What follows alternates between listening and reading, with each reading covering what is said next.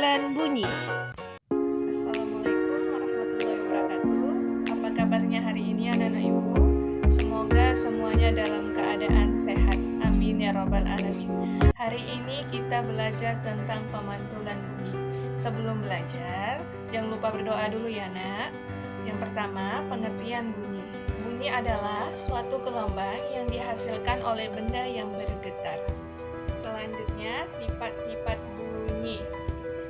1. Termasuk gelombang longitudinal. 2. Perambatannya membutuhkan medium. 3. Dapat dipantulkan. Selanjutnya, pemantulan bunyi.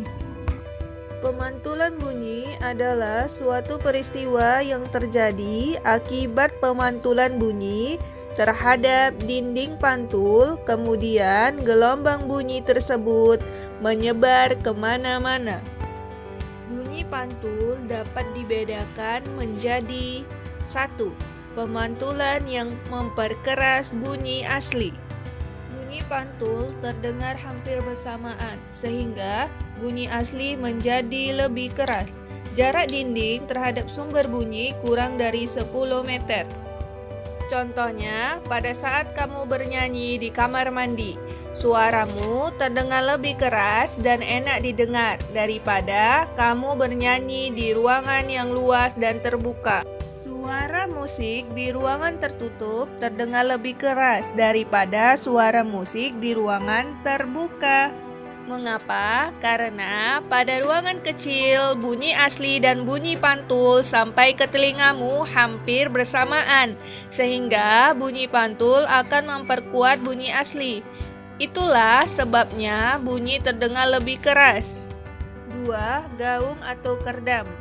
Gaung adalah bunyi yang terdengar kurang jelas akibat sebagian bunyi pantul terdengar bersamaan dengan bunyi asli, sehingga mengganggu bunyi asli.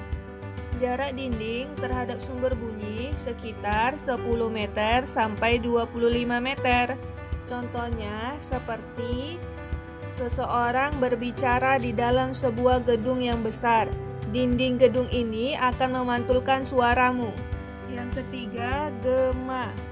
Gema adalah bunyi pantul yang terdengar setelah bunyi asli. Gema terdengar jelas seperti bunyi asli. Jarak dinding pantul cukup jauh, maka akan terjadi bunyi pantul yang terdengar sesudah bunyi asli diucapkan. Contohnya, jika kamu berteriak di depan tebing yang tinggi, suaramu seolah-olah ada yang mengikuti setelah selesai diucapkan.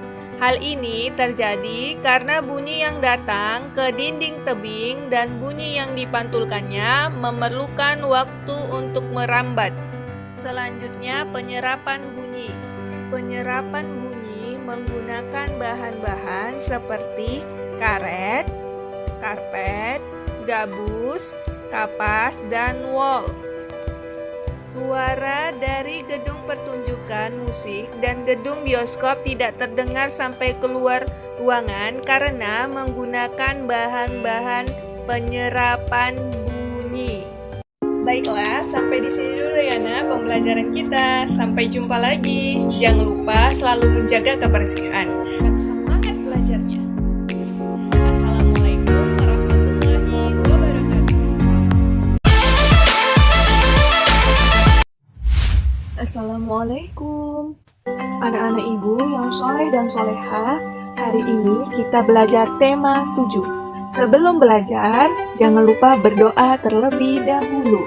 Materi hari ini mengenai keragaman masyarakat di Indonesia, kemudian faktor penyebab keragaman masyarakat di Indonesia, dan mendengarkan lagu daerah.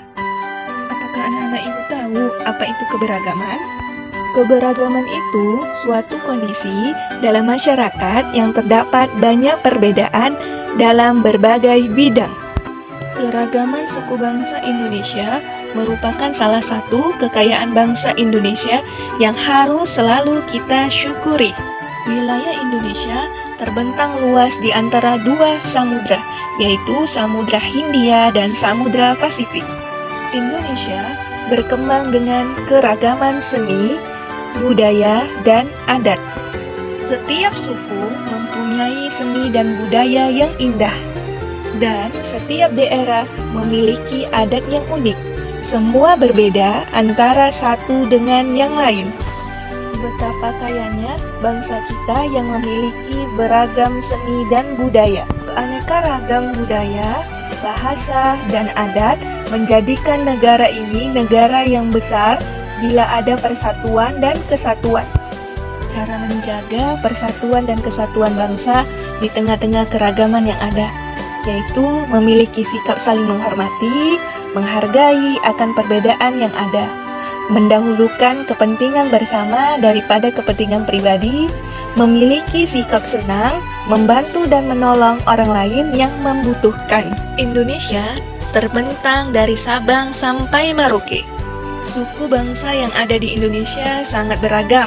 Sebagian besar suku bangsa itu berasal dari ras Mongoloid. Contohnya suku-suku di Jawa, Sumatera, dan Kalimantan. Indonesia memiliki 34 provinsi. Contoh, suku bangsa yang tersebar di seluruh Indonesia. Provinsi Sumatera Barat, suku bangsanya ada Mentawai, Minangkabau, Guci, Jamba, Piliang, Caniago, Tanjung, Sikumbang, dan Koto. Dari banyaknya suku bangsa yang ada di Indonesia memunculkan banyaknya bahasa daerah. Bahasa daerah digunakan oleh suku-suku bangsa yang ada di Indonesia. Tetapi negara Indonesia memiliki bahasa persatuan untuk memudahkan komunikasi antar suku bangsa yang ada di Indonesia. Bahasa daerah yang ada di Sumatera ada Aceh, Bangka, Batak Alas, Batak Angkola, Batak Dairi atau Pak-Pak, Batak Karo, Batak Mandailing, Batak Simalungun, dan banyak lagi. Selain ada keragaman suku dan bahasa, ada juga keragaman agama di Indonesia. Keragaman agama di Indonesia yang sudah kita pelajari ada agama Islam, Kristen, Katolik, Kristen Protestan, Hindu, Buddha, dan Konghucu. Tiap-tiap agama, ajaran, dan tata cara beribadahnya berbeda-beda. Pemeluknya beribadah dengan cara masing-masing. Orang Islam beribadah sholat 5 waktu. Kemudian kita belajar beberapa transportasi tradisional di berbagai daerah. 1. Ada kuda bendi. Kuda bendi ini berasal dari Sumatera Barat. Kemudian ada andong dan bisa kita jumpai di daerah Solo dan Yogyakarta dan daerah-daerah sekitarnya. Kemudian kita belajar faktor penyebab keberagaman masyarakat Indonesia. Yang pertama, letak strategis wilayah Indonesia. Yang kedua, kondisi negara kepulauan. Yang ketiga, perbedaan kondisi alam. Yang keempat, keadaan transportasi dan komunikasi. Yang kelima, penerimaan masyarakat terhadap perubahan. Sebelum kita mendengarkan lagu daerah, apakah anak-anak ibu tahu apa itu lagu-lagu daerah? Lagu-lagu daerah itu merupakan bagian dari kebudayaan daerah. Lagu daerah sebagai lagu yang berasal dari tiap-tiap daerah yang ada di wilayah Indonesia. Tiap-tiap daerah memiliki lagu daerah berbeda-beda. Lirik lagu daerah menggunakan bahasa daerah masing-masing. Beberapa lagu daerah di Indonesia antara lain ada Ampar-Ampar Pisang dari Kalimantan Selatan. Baiklah, kita dengarkan lagu Ampar-Ampar Pisang.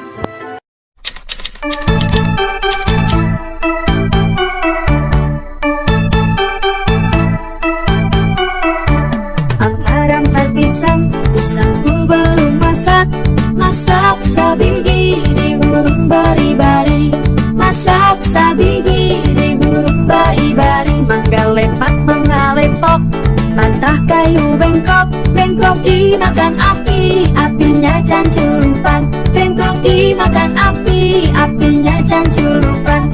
Nang mana batis kutung, dikiti bidawang. Nang mana batis kutung, dikiti bidawang.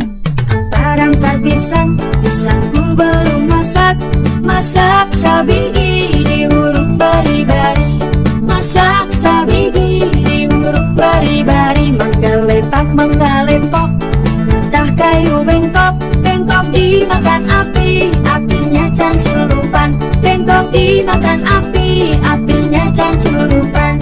Nama batis kutu dikini bidawang. Nama batis kutu dikini bidawang. Tarampan pisang, pisangku belum masak. Masak sabigi diuruk bari-bari. Masak sabigi diuruk bari-bari. Mangga lepok, tah kayu bengkok. Bengkok dimakan api, apinya canculupan. Bengkok dimakan api, apinya canculupan. Nama batis kutu dikini bidawang. Nama batis kutu dikini bidawang. Untuk latihan hari ini, di sini dulu materi kita pada hari ini. Semoga anak-anak ibu dapat memahaminya. Amin ya robbal alamin. Sampai jumpa lagi ya anak-anak ibu. Assalamualaikum warahmatullahi wabarakatuh.